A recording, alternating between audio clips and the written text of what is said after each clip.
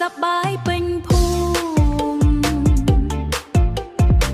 សំលេងកនរំលឺឆ្ងាយអ្នកភូមិញញឹម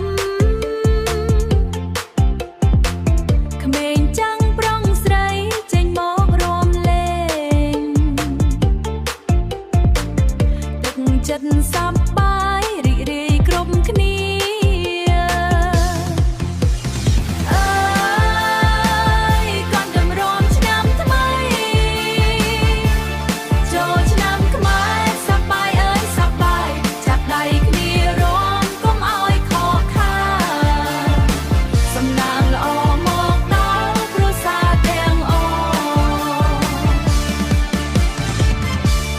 ឡើងទៅវត្តធ្វើបុណ្យសុំសុខ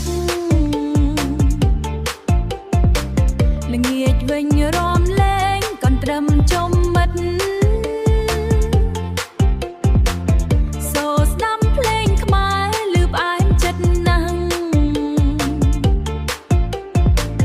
ឆ្នាំថ្មីសូមឲ្យសុខសាន្តគ្រប់គ្នា